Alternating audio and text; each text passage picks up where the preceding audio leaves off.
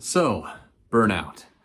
Everybody exhibits this to some degree at some point in their life, whether it's because they've got too much work going on, or they're feeling overwhelmed with the stresses of life, or whatever else have you. It's just becoming so much that your brain starts to get into a fog, you get tired, you get more irritable, you get stressed out, and you're just not performing at your best.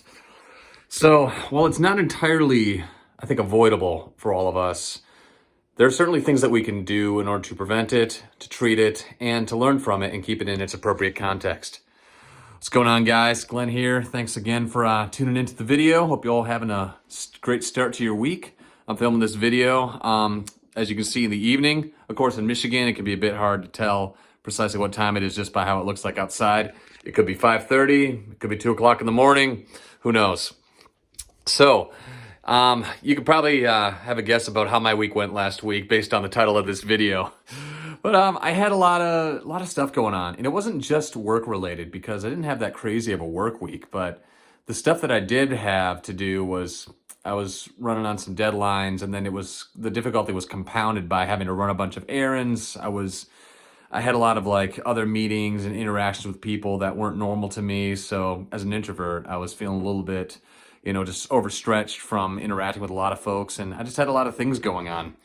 And I decided that I wanted to make my next video thinking a little bit about some of the stuff that I walked away with from that week, both for my own benefit because it's helpful for me to actually talk through this stuff and process it, but also for anybody else who may be able to relate to that in life and hopefully should be able to share some thoughts with y'all, and maybe you can get something out of it.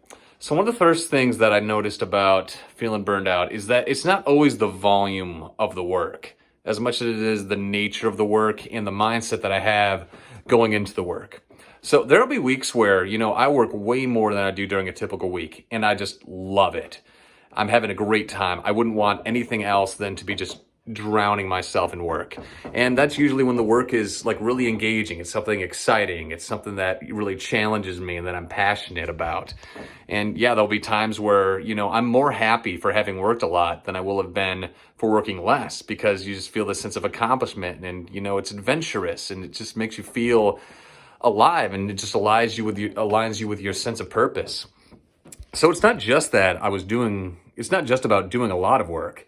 It has to do with like the nature of the work itself and, sort of the headspace that you're going into it with. So for me, I noticed that work starts to really wear me out if it's, more tedious work, like maybe it's some like pretty dry, like narration work for voiceover or something I just sort of turn on autopilot and record that. Maybe I'm dealing with some, difficult clients, either they need a lot of hand holding or they're difficult to communicate with. Or possibly I'm working with some tight deadlines, or I've got some projects that maybe I'm beating myself up a little bit for not getting them done sooner because maybe they've been on my plate for a while and I'm only just now getting to tackle it. And so I realized that a lot of that can really weigh in on how my mind goes when I'm, bogged down with stuff during the week. And I find that generally I'm in a better headspace when I'm being proactive about the stuff I'm doing as opposed to reactive. And what I mean by that is that I'm choosing to tackle the things head on, and I'm usually doing it. I've got a good plan going into it. I'm staying on top of my schedule. I'm not, falling behind on things so I don't have to play catch up. And I'm not having a lot of things come into me that I wasn't planning on. Because, there'll be some weeks where, I get messages from a number of different people in one day who all need, quick rush turnaround jobs. And whatever I was planning on doing in the day just goes out the window because now I got to deal with the, putting out these fires for people. And, that can be stressful in and of itself. So I'm thinking about how it's not just the volume of the work, but also the nature of the work. And second thing that I was going to think about is I noticed that whenever I start getting into a phase where I'm feeling overwhelmed and stressed out, I tend to avoid doing the kind of things that would help me mitigate that situation. So when I feel overworked, and I've got a lot of stuff to do, one of the first things that goes out the window is my diet and my exercise. And this is something I'm still working on processing and just training my mind to be better about. But I think what's going on in my head is I get stressed out. I have a lot of stuff going on. So I think to myself, well, I want to make sure that I'm counterbalancing all of this work by doing stuff that I enjoy, that's relaxing, so that I'm not overloading myself. So if I'm stressed out more, I'll eat more poorly, or I won't go to the gym. Like, well, I won't tire myself out, or I'll make sure that I've got more time in the day. So I'll cut out other activities like physical activity. But then, it makes sense on a certain level, but then also in my experience, like pretty much every time I've come back from the gym after a good workout session, regardless of what else I have going on the day, 9 times out of 10, I'm coming back to my office more relaxed, more calm, more focused, more willing to take on difficult situations. And same thing if I'm eating well, I'm less anxious, I'm more engaged, I'm more focused. So it's ironic that those are the sort of things that I instinctively want to dispense with the moment things start getting really hard. And I realize that's something that I personally need to work on. Maybe somebody else can relate to that as well. So it's funny that, sometimes when I'm in a really rough situation, the thing that would help me most with coping with it is the stuff that I, go far away from, because maybe in the moment I would have to take on a little bit more stress than I'm already taking on in order to be able to mitigate it ultimately. So that's something I'm working on thinking about. And then the last thought that I had is how important it is when you're feeling burned out to realize that you're feeling burned out, to be able to take a step back and look at, okay, I'm in the current headspace that I am. Maybe I'm stressed, maybe I'm a little bit irritable, but I understand why.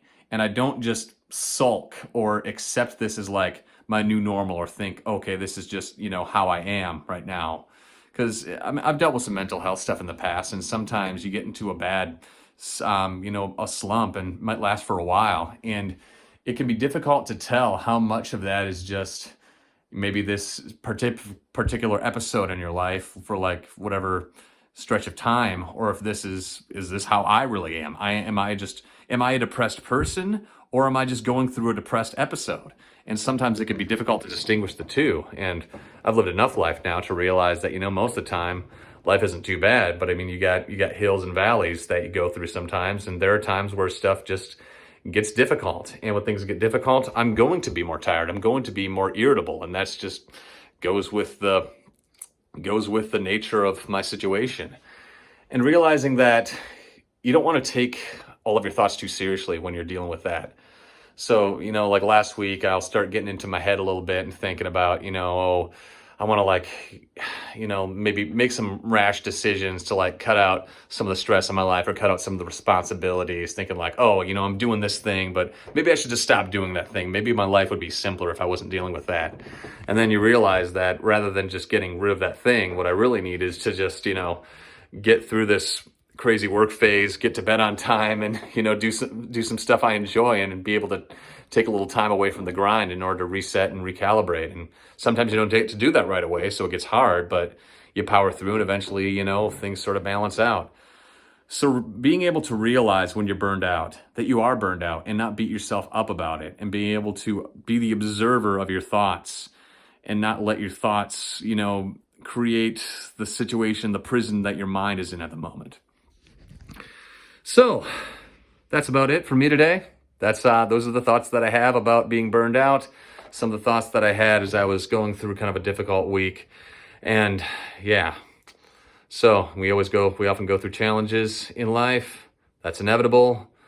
But what is something we can do is we can learn from them, and we can hopefully gain something that informs us when we address challenges further down the road, both in our own lives, or maybe when we're talking to other people with their own challenges. So, all right, that's what I got. Appreciate anyone for tuning in. As always, I love getting comments. I love getting interaction. I love, hearing from people, sharing their thoughts, letting them know that, they get some value out of this. So always appreciate that, guys.